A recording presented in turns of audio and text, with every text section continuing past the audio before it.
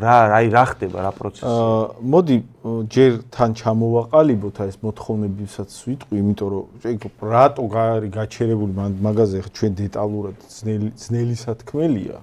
იქიდან გამომდინარე რომ კომპანიის და სამზარეულოს არავინ გასაიდუმლოებულია მთელი პრობლემა რა არის. ამდენი ხანი მანდ მივდივარ, იმიტომ რომ ეხა ეს ხო არის პირველი კითხვა, რაღაცა ქარხანა გაჩერდა, მუშები აწყობენ პროტესტს. ხო, პირველი კითხვა, რომელიც ადამიანს ლოგიკურად უჩნდება, გასაგებია, რატო გაჩერდა ქარხანა?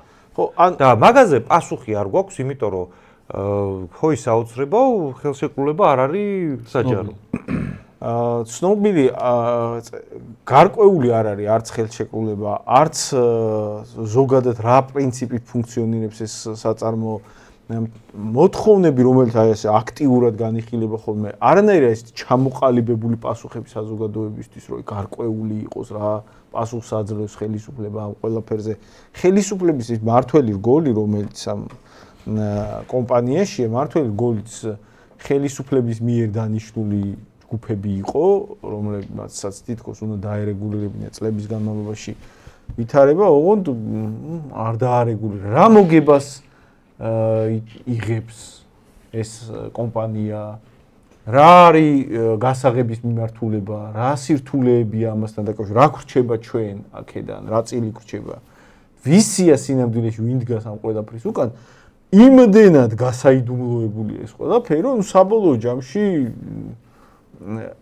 რეაგირების მექანიზმი, რა მექანიზმი დარჩენია საზოგადოებას, გაურკვეველი რჩება. და იქ ადგილზე ახლა ადამიანები, რომლებსაც წლიდან წლამდე გაუსაძლისი მდგომარეობა აქვს, რაღაც ეტაპზე შეძლებენ ხოლმე ორგანიზებას და წინააღმდეგობის აწევას, ოღონდ ისიც მაქსიმუმ დამთავრდეს რაღაცა მიზერული დათმობებით მთავრობის მხრიდან, ან შეიძლება ეგეც არ მოხდეს, რაღაც მიზერული დათმობებით და საბოლოო ჯამში დაუსრულებლად ეგ პროცესი გრძელდება. ეგ არის რეალობა, რომელიც დგას ახლა იქ იქაურობისთვის და აი ჩამონათვალი დაახლოებით მოთხოვნების არის შემდეგი, ითხოვენ მთავრობასთან შეხვედრას, ითხოვენ რომ ინვესტორი გავიდეს კომპანიიდან და სახელმწიფომ აიღოს პასუხისმგებლობა კომპანიის მუშაობაზე, ანუ მოსახლეობის წინაშე იყოს პასუხისმგებელი ის, ვინც მართავს საერთო რესურსს. აი მარგანეცის გატანიდან მიღებული მოგების ნაწილი რჩებოდეს ადგილზე რაიონის ხმარდებოდეს რაიონის მოთხოვნების გადასაჭრელად რჩებოდეს ადგილზე. იქ ქალაქში და იქ მუნიციპალიტეტში მუშაობდეს უფასო ტრანსპორტი, იმიტომ რომ ბევრი სოფლებიდან მიდის და ისე მუშაობს მაღაროებში და ტრანსპორტი არის გაუმართავი და ასევე მოთხოვნა არის, რომ ეკოლოგიასთან დაკავშირებული საკითხები იყოს დარეგულირებული და ამაზე ზრუნავდეს მთავრობა. ეს არის მოთხოვნები და ამის გარეშე სინამდვილეში, ანუ მთავრობა თუ არ ჩაერია და ვიღაცა თუ არ იყო ხალხის წინაშე ანგარიშვალდებული ამ საკითხში, რა მექანიზმები არსებობს, რომ ხალხის ინტერესები მან დაცული იყოს.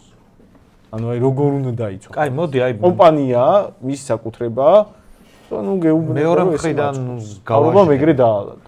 მეორე მხრიდან გავაჟღერებ არგუმენტს, ხო, აი კლასიკური ლიბერტარიანული ესეთი არგუმენტი, რომ რავი, კერძო ინვესტორია და რავი, ეხა მოგებას ვერ ნახულობს, გააჩერა თავის საწარმო, რა გინდათ?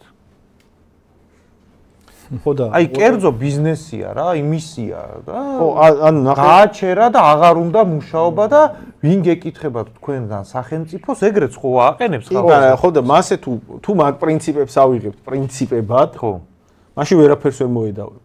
თუ პრინციპებად ავიღებთ საკითხს ეგრე რომ თუ ეგრე დავაყენებთ საკითხს, რომ აი რაღაცა რომ გავყიდეთ, ეს გაყიდვა მოსულა, ყველაფრის გაყიდვა მოსულა და ეს რომ გავყიდეთ ახლა იმისი საკუთრება და იმან უნდა განკარგოს ამის რაღაც მოხმარების პრინციპები და როცა აღარ აწყობს იქ, აღარ ამუშავებს, რომ აღარ ამუშავებს, მე აღარ უნაზღაურებს ხელფას, არც არანაირი სარეზერვო ფონდი იქნებოდა, რომ აი ახლა რაღაც დროის განმავლობაში შევჩერდით და მოდი ახლა ხელფასების მარაგები გქონდეს იმისთვის, რომ აუნაზღაურთ. ეგეთ რაღაცებზე არავინ არ არც ეკოლოგიაზე არავინ არ ფიქრობს. არავინ ეგეთ რაღაცებზე არ ფიქრობს.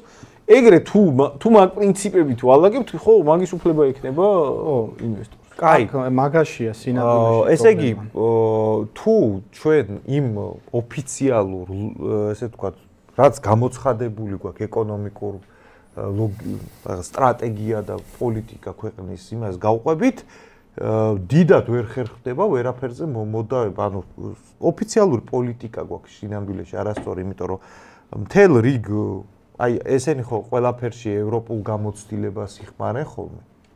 ოღონდ რაც მართლა გასათვალისწინებელია, იმას არ ითვალისწინებენ. დასავლეთში როგორც ამერიკის შეერთებულ შტატებში, ევროპაში არის ეგეთი ცნება, რომ შენ რო რაღაცის ლიცენზიას გაძლევენ, აი მაგალითად აიქ მოიპოვე რაღაცა აკეთე. შენ თუ მაგას რეალიზებას არ უკეთებ, აი რაღაცა წიაღისეულია და არ მოიპოვებ და არ სახელმწიფოს ჭირდება რომ ეგ მოპოვებადი იყოს, ხო? შენი საკუთრების უფლება იმაზე არ არის აბსოლუტური. და ნორმალურ ქვეყანას აუცილებლად ჩადებული აქვს ხოლმე ხელშეკრულებაში იმისი წინაპირობები, რომ შენ თუ მანდ ეს რაღაც ხო იცი სულხან-საბასი იგავი რო არის ძაღლი რო თივაზე ზის და არც თვითონაც რო ვერ ჭამს და სხვაცაც რო არ აჭმევს. მაგ პოზიციაში თუ გადახვედი როგორც კერძო მესაკუთრე, სახელმწიფო ერევა უკვე და შენი კერძო საკუთრება აბსოლუტური აღარ არის. ხო, მე მაგალითად აი რა აზრი მაქვს ამ ყველაფერთან დაკავშირებით. როგორც შენ აღნიშნე, იმ პოლიტიკურ და ეკონომიკურ სისტემაში, რაშიც დღეს ვართ, მაგ კომპანიას აქვს უფლება, რომ რაც უნდა ის გააკეთოს, თუ უნდა დროებით გააჩერებს, თუ უნდა საერთოდ ყველას გაუშვებს იქიდან, იმიტომ რომ არანაირად არ არის პირველ რიგში დარეგულირებული ეს საკითხი, მშრომელების უფლებები არაფრით არ არის დარეგულირებული ერთი და ზოგადად აი ბუნებრივი რესურსების და სტრატეგიული ობიექტების, მათ შორის წიაღისეულის მიმართ ჩვენ გვაქვს უკიდურესად ლიბერტარიანული, უკიდურესად აი ეს კაპიტალისტური მიდგომები ჩვენს ქვეყანაში დამკვიდრებული, სადაც ეს ინვესტორის, ასე ვთქვათ, უფლებები არის 100%-ით გარანტირებული. რაც ჩემი აზრით სამართლიანად არც მიმაჩნია და მეორე თვალსაზრისით არც ეფექტური მგონია. აი მარტივ ლოგიკას მოვიყვან. კი ბატონო, ეხა მე რაღაც კომუნისტური იდეებს კი არ ვაფქვებ, მაგრამ აი მე ვარ ზოგადად აი ყველაფრის მიმართ ისეთი, აი ოქროშუალედის თვალსაზრისით უყურებ ყველაფერს და ლოგიკურად ვცდილობ ნებისმიერი საკითხი განვიხილო. ვიღაცა ინვესტორი თუ ააშენებს რაღაცა საკუთარ ქარხანას, აი არ ვიცი, რაც გინდა ის იყოს, რაღაცა ფეხსაცმელის იქნება ეს თუ იმის ტანსაცმლის თუ რაღაცა მნიშვნელობა არ აქვს. და თუ ეგეთ თავის ინვესტიციას ის გააჩერებს, შეზღუდავს, ან რაღაცა რეორგანიზაციას გაუკეთებს, კი ბატონო, მისი აშენებულია მანამდე იმ ტერიტორიაზე არაფერი არ იყო შესაბამისად, აქ რომ გარკვეულწილად ეს კაპიტალისტური მიდგომით ეს ამ ადამიანის საქმიანობა დავარეგულიროთ, კი ბატონო, მაგის მომხრე ვარ, რომ გარკვეულწილად სრული თავისუფლება მივცეთ ეგეთ, ასე ვთქვათ, ინვესტორებს და ეგეთ ბიზნესმენებს. მაგრამ როდესაც საქმე ეხება ბუნებრივ რესურსებს, მან ჩემი აზრით სხვანაირი მიდგომაა საჭირო, იმიტომ რომ ეს ბუნებრივი რესურსები ამ ქვეყნის არის. ეს ბუნებრივი რესურსები მიწაშია. ვიღაცა ინვესტორის კი არ არის, ხალხის და სახელმწიფოსია. შესაბამისად, მის მიმართ, ანუ აი ამ ბუნებრივი რესურსების გარშემო ეკონომიკური საქმიანობის რეგულაცია, ჩემი აზრით, სხვანაირი პრინციპით უნდა ხორციელდებოდეს. მე საერთოდ მომხრე ვარ, რომ ეგეთ საკითხებში სახელმწიფო იყოს ჩარეული, კი ბატონო, იყოს რაღაცა კერძო კომპანიაც ჩარეული, ოღონდ სახელმწიფოსთან ერთად. კერძო კომპანიაც იმ თვალსაზრისით, თუ სახელმწიფოს არ აქვს იმდენი კაპიტალი, იმდენი ინვესტიცია, იმდენი ტექნოლოგია, რომ რაღაცა წიაღისეული მოიპოვოს, მაგ შემთხვევაში კი ბატონო, შეიძლება წილში შემოიყვანოს სახელმწიფომ და გარკვეული სარგებელი და გარკვეული, ასე ვთქვათ, ანაზღაურება იმ კერძო კომპანიამაც მიიღოს. მაგრამ თუ სახელმწიფო თავად ერევა, თავად შეუძლია აი მაგ მარგანეცის მოპოვება ან სხვა რომელიღაც რაღაც წიაღისეულის. მაშინ ეს ინვესტორი საერთოდ რაში გჭირდება? ეს ძალიან მაინტერესებს ეგ საკითხი. მე რაღაც მინდა დავამატო და მე მგონი რა შეკითხვა მოვიდა. ხო, შეკითხვა არა, პოზიცია გაჟღერდა. მეც ვნახე გირჩი ისე ლაივია, ის მეორე თემაზე საუბარი და ცუდად გამოვიდეთ, თუმცა დარწმუნებული ვარ, სხვა რომელს გულისხმობ. მაგაზე გადავალთ მაგ თემაზე.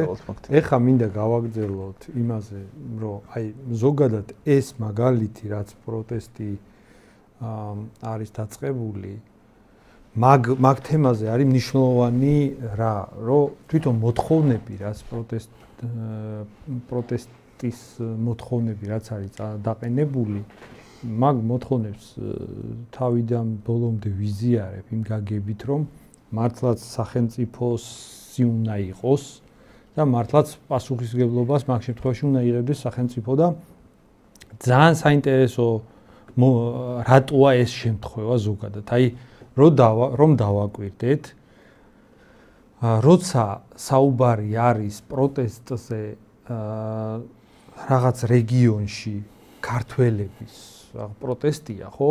რამდენად სწორი ფორმით ხდება მოთხოვნების დაყენება.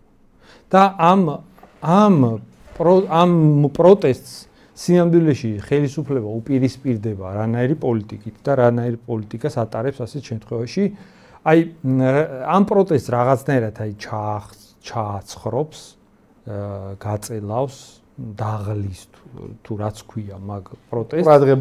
ყურადღებას გადაიტანს სხვაგან, გაწელავს და სინამდვილეში საქართველოში რანაირი პოლიტიკა. აი საქართველოში მუშები როცა ასეთ სახელმწიფოებრივ მოთხოვნებს აყენებენ, მაგაზე მთავრობას აქვს ხოლმე ასეთი პასუხი, რომ მოდი მაშინ შემოვიყვან სხვა ქვეყნიდან იაფ მუშა ხელს და მათთვის ნაკლებად პრეტენზიულ მუშახელს შემოვიყვან. ასეთი პოლიტიკა დღეს საქართველოში. იმიტომ რომ ფაქტია, რომ აი უყურე ეს ძალიან მნიშვნელოვანი შემთხვევა რატოა. ანუ ადამიანები, ვინც მუშაობენ, უკმაყოფილებას აპროტესტებენ რანაირი მოთხოვნებით. ასე სხვა ქვეყნიდან შემოყვანილი მუშახელი ამ მოთხოვნებს ხო არასდროს არ დააყენებს იმ მოთხოვნას, რომ მოდი სახელმწიფოს აიღოს პასუხისმგებლობა ამ საკითხს. და ეგ არის მნიშვნელოვანი, როცა ვლაპარაკობთ იმას, რომ ზოგადად პოლიტიკის მიდგომა არის არასწორი ჩვენს ქვეყანაში, ზოგადად აი ეს რაღაც მხოლოდ ბიზნეს გარემო, სადაც ეროვნული და ნაციონალური ინტერესები არ არის გათვალისწინებული, მხოლოდ რაღაც ველური ბიზნეს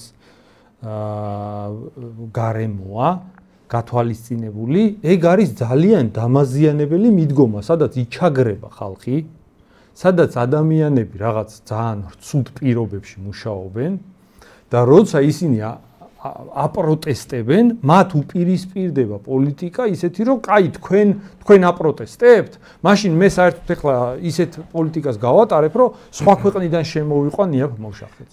ამიტომ ეს არის ძალიან მნიშვნელოვანი საკითხი. აქ ჩვენ გვჭირდება პირობები, სადაც ადგილობრივი მართლაც რეგიონში თუ კი რაღაც მოიპოვება, მათი ინტერესებია გათვალისწინებული, სადაც სახელმწიფო არის უზრუნველყოფელი და სახელმწიფო იცავს რაღაც პასუხისმგებლობას იღებს თავის თავზე. ეგ არის მნიშვნელოვანი კომპონენტი, რომელიც სტრატეგიულ ობიექტებს ერთ რაღაცას დავამატებ კიდე, მოდი რა, აი სინამდვილეში ეგ როგორ ფუნქციონირებს, ბოლომდე რო ავხსნათ რა.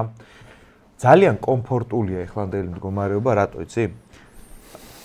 საქართველოს პატარა ქვეყანა არის და ის ინფორმაცია, რაც მუსირებს ეგეთ დიდ ობიექტებზე, აი ჭიათურის ობიექტები იქნება, დაუშვათ რუსთავში ქარხანა იქნება, ფერო შენადნობდა ქარხანა იქნება, RMG Gold იქნება, თუ ანუ სხვილი ინდუსტრიული ობიექტები რაც გვაქვს საქართველოში. მაგაზე ყველაფერზე თან აი რაღაცა ინფორმაციები რაც არსებობს, არის ეგეთი, რომ სინამდვილეში მთავრობის ზედა ეშელონი მაგ ობიექტებიდან ისე კი არა რომ არაფერს არ შოულობს, ანუ ფინანსური ინტერესი აქვს. სინამდვილეში კარტერული გარიგება. ოღონდ როგორ არის, იცი, აი როცა პრობლემებია მაგ ობიექტზე, მთავრობა რა შუაშია? მაშინ კერძო კომპანია, კერძო ინვესტორი და კერძო მუშახელი ერთმანეთში დაალაგდნენ, მე უბრალოდ კანონს ვიცავ. მაგრამ დე ფაქტო ის რო იქ მუშაობს, მთავრობის აი ეს ანუ პოლიტიკური ელიტური ჯგუფი, რომელიც ახლა მართავს საქართველოს, მაგისი დე ფაქტო თანამფლობელია. ოღონდ პასუხისმგებლობები გულისხმობ დავაკონკრეტებ. მთავრობა როგორც იურიდიული სტრუქტურა კი არ არის თანამფლობელი. სინამდვილეში საქართველოში მართველი ჯგუფი, მართველი კლასი ვინც არის, ისინი არიან თანამფლობელი. ისინიც ოფიციალურად არ არიან. ისინიც ოფიციალურად, არაოფიციალური თანამფლობელები არიან, წილში არიან, მაგრამ აქ ლაპარაკი არ არის მთავრობა როგორც სტრუქტურა. აქ ლაპარაკი არის საქართველოში მართველი კლასი, რომელიც აი ბიზნესმენები, რომლებიც სინამდვილეში ვინც ხელისუფლებაში თავისი პოლიტიკოსები ყავთ და როგორც უნდა სვავენ ამა თუ იმაზე თანამდებობაზე ადამიანებს, ეგ ხალხი არის თანამფლობელი.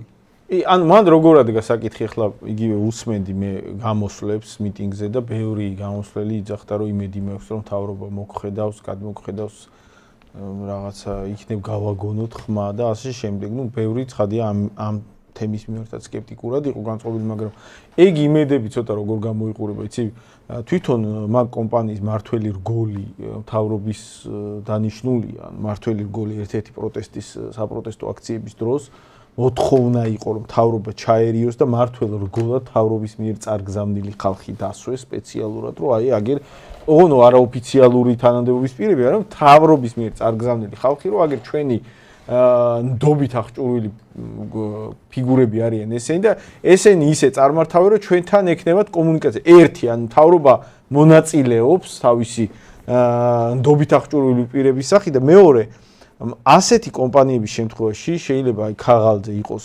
მითითებული, აი ამასა და ამას ეკუთვნის, აი კოლომოისკის ეკუთვნის ახლა, ხო? მაგრამ ეხლა გვესმის რომ ეს არის პრობლემური კომპანია ფუნქციონირებისთვის, ანუ კომპანია, რომლის პარალიზებაც აქ თუ პროტესტი ხდება, ხშირად შეიძლება მოხდეს ხოლმე. ასეთი კომპანიები შედიან კოოპერაციაში ადგილობრივ გავლენის ჯგუფებთან, მთავრობასთან და მთავრობის ფინანსურ ელიტასთან და წილში ამ ფინანსური ელიტის წილში ჩაჯდომა ხდება ისე რომ არსად ქაღალდზე შეიძლება არ არის გაფორმებული, ოღონდ ესმის რომ ოფიციალურ მფლობელს ესმის რომ აქ კოოპერაცია წილი თუ არ გაუყო მთავრობას ისე აზრი არ აქვს. და მთავრობის ივანიშვილის ფინანსური ელიტა ამის წილშია და არაფერში არ ჭირდება მან ქაღალდზე მეწილეობა, ეგ პირიქით თავის ტკივილი იქნებოდა. ის რომ ისინი წილში არიან, ეგ საიდან უნდა მივხვდეთ, მაგალითად, საიდან უნდა გავარკვიოთ და დავასკვნეთ, თუ აი ასე ვთქვათ ვიღაცას არ ჯერა, ხო? გადახედეთ, კაცო, სამთავრობო არხების მაუწყებლობას ამ თემებზე. სამთავრობო არხები ხაზგასმულად აგრესიულად აფასებენ ხოლმე, როცა პროტესტი ხდება, ჭიათურელების დაორგანიზებულ პროტესტზე სამთავრობო არხები იმედი იქნება, პოზიტივი იქნება, ხო, მიზანმიმართულად ცდილობენ იმ პროტესტის გაშავებას და ეგ ხო შემთხვევითი არ არის, ხა ბუნებრივად მთავრობა ვისკენ უნდა იყოს, აი წარმოიდგენ რაღაც კომპანია, რომელზეც ეს რესურსი, ბუნებრივი რესურსი, ის კი არა მოვიდა რაღაცა Toyota-ს ქარხანა აშენასა ვიღაცა მაგ, ხო? არა, აი ბუნებრივი რესურსი გაქვს, მიწაში არის სიმდიდრე. ეს სიმდიდრე უბრალოდ ვის შეუძლია ამოიღოს, ეგრე დააყენა ხელისუფლებამ და გაყიდა, ხო? რა უნდა იყოს მან мотиваცია? мотиваცია არის, რომ ალბათ პირობებს გააუმჯობესებს სამუშაოს და ერთ-ერთი მოთხოვნებში, ერთ-ერთი ჩამონათვალი იყო ერთ-ერთი წინა პროტესტზე, რომ აი საჭმელს რასაც გვაჭმევენო თანამშრომლები ვიძახთ. აი იმის ულუფა გააუმჯობეს, ანუ საჭმელს არაძლევენ წესიერად. პირობები იქნება ალბათ უკეთესი, ალბათ უკეთესი ანაზღაურება იქნება, ალბათ უკეთესი ტექნოლოგიური ხერხებით მოახდენს მოპოვებას, ხო? პირობები რო აჩვენებენ მან რა მდგომარეობა, როგორია, იცი, აი საბჭოთა კავშირის დროს რაც სტალინის დროს რანაირიც იყო, არა, გაუპარესებული სტალინის დროს რაც იყო, არა, მაშინ ახალი იყო ის დანგრევებზე. ხო და მან ხო აი წარმოიდგინე, იქ შენი ხალხი აპროტესტებს, ესე იგი ცუდად არის ხალხი. ბუნებრივი ინსტინქტი უნდა კონდეს რომ ხალხს დაუდგეს. ვისკენ ახლა ხალხის თავრობა ხარ ვიღაცა უცხოელი ინვესტორია მოსული, შენ ხო იმ ინვესტორს უნდა მიაწვე და იდეაში შენი მედიები ბუნებრივად ამათკენ ქართველებისკენ უნდა იყოს და შენი მედია რო ბრაზდება ამ ხალხზე და დანარჩენ მოსახლეობას რო ცდილობს აუხსნას ეს ხალხი ცუდი ხალხი აქ პროტესტს ამათ რამდენი მისცეს ასე რო აჟღერებს ინფორმაციას მან დრო რაღაცა დაინტერესება კორუფციის ეგ რა დონეზეა იცი სამთავრობო არხები კი არა ეხლა ჩვენ რო ამას დავეწყეთ ლაპარაკი და რას ვლაპარაკობთ იცი რა აი მშრომელებს ჭიათურლებს ცუდი პირობები აქვთ და რაღაცა უნდა მოხდეს და ანუ ვიღაც შემოვარდა ოცნების ხარდამჭერად და პროსტო ტექსტს აგიკითხავთ აი გასაგები რო იყოს ოცნება რამდენად დაინტერესებულია და მაგის ხარდამჭერები და როგორ ტკივათ ეს თემა რა აი ტიპი შემოვარდა ჩვეულებრივი ნაცების მხარე ხართ შენი ღბულები შემდეგი მაგარი ტექსტები ანუ ეს უნდა წაგიკითხოთ იმის მაგივრად ოცნებას დაუდგეთ და მოვიშოროთ ეს მტრები რეებს აკეთებთ ანუ ჭიათურაში ხალხი გამოდის წესიერად მამუშავეო და ეს გეუბნება რომ ნაცები დავასრულოთ ნაცები რა შუაში ერენ ჭიათურაში ხალხი მიშას ბიძის შექმნილი სასტავი ხართ მერე ირმა ინაშვილის ეგ სასტავი ალასანიას მიმდევრები არიან მერე მაინც რა გააზრო კიდე თუ ბრძოლები უსაშველობით მოდი მოვიშოროთ და მერე მივხედოთ ამათ აი ტიპიური კოცის ტვინში რა ხდება? ანუ როგორ არის, აი ტიპიური კოცის ტვინში ხდება, ეს რატო წავიკითხე, იცი, კონკრეტულად ამ ადამიანზე კი არ არის. მართლა კოცის ტვინში ხდება ეგეთი რაღაც, აი გამოდიხარ და ამბობ, რომ ბჭო მაღაროელებს პრობლემები აქვს. რა დროს ეგ არის? ნაცები დავასრულოთ. ბავშვები გადავარდნენ თხრილში და მოკვდნენ. რა დროს ეგ არის? ნაცების წისქვილზე დავასხათ წყალი. საქართველოში დემოგრაფიას დედა აქ ნატირები თავზე გვენგრევა ქვეყანა. რა დროს ეგ არის? ნაცები დავასრულოთ და ბიჭო რა შეიძლება ამ დედა ნატირებ სიტუაციაში მოხდეს? რო ხმის ამოღების უფლება კონდეს აი ქართული ოცნების მხარდამჭერმა რა უნდა მითხრას იცი? რა უნდა დაგემართოს შენ? ისე დაწეროს მაგა. აი რა მომიყევი, იცი, აი რა უნდა დაგემართოს ან შენ, ან შენ ახლობლებს, ან გარშემო ქვეყანას რა უნდა დაემართოს, რომ მაგაზე ხმა რა მოიღო, ნაცები დავასრულოთ. აი მაქიდან რომ გამოგვი. ანუ თა როგორი თემაა, იცი, გაპროტესტების უფლება გვაქვს. აი შეიძლება აი ოცნების მიმართ რაზე შეგვილია საყვედურის თქმა, ვინმე ოცნების მხარდამჭერმა შეგიძლიათ მითხრათ, აი კაი, დაუშვათ ჭიათურელი მაღაროელები თქვენ როგორც მივხვდი ფეხზე გკიდიათ. რატო არ ვიცი, მაგრამ ნუ ფაქტია რომ ფეხზე გკიდიათ. აი რა მითხარით, იცი? რა უნდა გააკეთოს ან ბიძინამ ან მთლიანად ოცნებამ, რო გამოვიდე და რო თქვა რომ ჩათლახობას აკეთებენ წარმომადგენლები, რო შეიძლებოდეს რა. კიდე რა დრო არ დაწერონ, ნაკლი დაწერონ რა. ხო, ნაკლი და ნაკლი არის დრო. აქ არასაკმარისიო გაიგე. კიდე რა მითხარით, ისი ბიჭო, როდემდე უნდა იყოს ეგრე, როდემდე არ უნდა ვიღებდეთ ხმას. რაღაცა ლიმიტი არ არსებობს დროის, აი მესმის რომ ცოტა ხანი ხმა არ ამოვიღოთ ნაცებია დასასრულებელი. 13 წელი დაუბერდი რა. რაღაცა ახალგაზრდა ვიყავი, როცა ეს ყველაფერი დაიწყო და დაუბერდი, გაიგე და რამდენი ხალხი თელ თაობა გარდაიცვა, იმ ქვეყნად წავიდა. ესენი რომ მოვიდნენ, რა ვიცი. ბავშვები გაიზარდნენ, სტუდენტები გახდნენ. ხო, რა ვიცი. რა ხდება უნივერსიტეტიდან, ანუ ნახე როგორ ხალხი მაღაროში არის გაუსაძლის პირობით და ხელფას არ აძლევს. და საჭმელს არ აძლევენ წესიერად და გამოვიდა და საჭმელი ხელფასი და რაღაცა ნორმალური პირობები მოგვეცი და მაგას ვაჟღერებ და ვიღაცას ყოფნის დავხედობა შემოვიდეს და რატო ლაპარაკობთ მაგაზე? აი ნახე რა, აი სტუდენტი ხო ვიყავი. ცოლის მოყვანა მოვასწარი, ბავშვი გამიშდა, მე დავშორდი, ანუ ოჯახი დამეგრა. მეორე ცოლის მოყვანა მოვასწარი, ბავშვი კიდე გამიშდა და ეს ნაცები და არ დაცრულდა რა. ანუ ბოლოს მე მგონი აი რაღაცა ბაბუა ვიქნები, რაღაცა წვერია. ანუ ბოლოს შენი შვილი ეყოლება რა და ოცნებას ხმა არ მოიღო შენ. და გავამარტი მაგ ხალხისთვის გავამარტებ რა. მეგობრებო, ნაცები რომ არ დაბრუნდნენ. ამას ჩვენ კი ნუ გვეკრით კაცო. ძალიან მარტივია ეგ რომ არ დაბრუნდეთ ნაცები. ის კადრები, რომელიც გაანადგურა ქართულმა ოცნებამ ნაცების მტკიცებულებები, რაც იყო დანაშაულების მტკიცებულებები, კასრებიდან რო ამოიღო და გაანადგურა, დარწმუნებული ვარ, რომ ზოგი შენახული ექნებათ.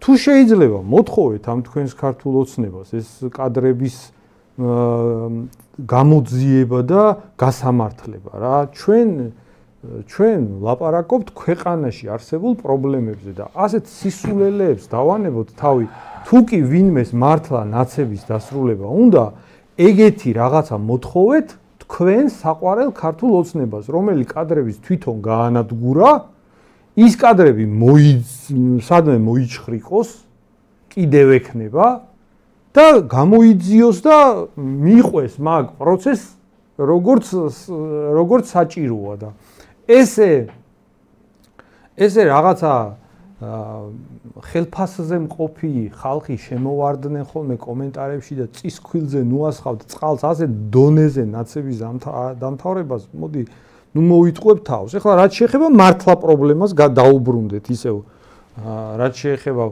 მოდი ასე იმ პრობლემას, აი მინდა რას გაუსვათ ხაზი, უყურეთ, აი რა ძალიან მნიშვნელოვანი თემა იყო ბოლოს, სადაც სხვაგან გადავედით მე. აი უყურეთ, აი სად არის მთელი უბედურება დამარხული. უყურე, მაღაროში გაჩერებულია, ხო? და აპროტესტებენ მუშები. და ითხოვენ, რომ ხელისუფლებამ აიღოს პასუხისმგებლობა. და ამაზე ხელისუფლება გამოდის, სახელისუფლებო არხები გამოდიან და მაგ პროტესტს აშავებს. ხვდებით აი როგორ ქვეყანაში ცხოვრობთ, რომ პროტესტი, რომელიც ხელისუფლებას ეძახის საშველად, იმათ ხელისუფლების ტელევიზიები იმ პროტესტს აშავებს, იმიტომ რომ ბიზნესმენები, რომლებიც წილში არიან, მათი გავლენის ქვეშ არის ხელისუფლება. ანუ ხელისუფლება ხალხის ინტერესს კი არ გამოხატავს. ხელისუფლება გამოხატავს იმ ბიზნესმენების ინტერესს, რომელიც ცუდ დღეში ამყოფებენ იმ ხალხს და ტელევიზიები, მთელი სტრუქტურა მუშაობს იმისთვის, რომ ის ხალხის პროტესტი ჩააცხროს. და რა თქმა უნდა, ეს არის ჩაკეტილი წრეები, ვერაფერს ვერ შეისმენს. მოდი, აი ერთ რაღაცას ვიტყვი და მე მგონი მე შემდეგ თემაზე გადავიდეთ. აი რატოა ხოლმე რომ ასეთი თემების გარშემო, აი მაღაროების გარშემო არის ხოლმე სულ პროტესტები. აი რაღაცა ქარხანა დაიკეტა, ჩვეულებრივ ქარხანა, რაღაცა არ ვიცი მე, ლითონის ქარხანა. ხო, ბევრი ქარხნები და ბევრი კომპანიები დახურულა, მაგრამ მანდ მომუშავე ხალხი რატომღაც აქციებს არ აწყობს. სადმე თქვენ ეგეთი აქცია გაგიგიათ, რაღაცა კომპანია დაიხურა და იმის ყოფილი თანამშრომლები გამოვიდნენ და ეს რა ხდება, ეს კომპანია რატო დაიხურა? იმიტომ რომ მან ლოგიკა არის. ანუ ვიღაც კერძო ადამიანის იყო, ან რაღაც კომპანია იყო და ნუ, რავი, ან გავკოტრდი, ან ნუ სხვა საქმიანობით გავკავდი და გასაგებია, ყოფილი თანამშრომელი იყავი და გასაგებია რა უნდა გააპროტესტო. მაგრამ როდესაც საქმე ეხება ბუნებრივ რესურსებს, მანდ სხვა ლოგიკა უნდა მოქმედებდეს. მაგიტომაც არის, რომ მაღაროელი იქნება ეს თუ რაღაც ოქროს მომპოვებელი რაღაცა კომპანია და იქ ვინც აპროტესტებს, მნიშვნელობა არ აქვს. როდესაც საქმე ეხება ბუნებრივ რესურსებს, წიაღისეულს, ნედლეულს, მან სხვა სტანდარტი და სხვა წესებია დასამკვიდრებელი. აი მოვიდა დონაცია, ანუ ირონია არის, ავიატორი წერს, რომ ეკონომიკის თავისუფლების ინდექსით ევროპის 15 ქვეყანას უსწრებ, რა დროს მაღარო არის. ხო, ან მართლა ეხლა TV იმედი რომ ჩართო. ტექსტი არის ეგ.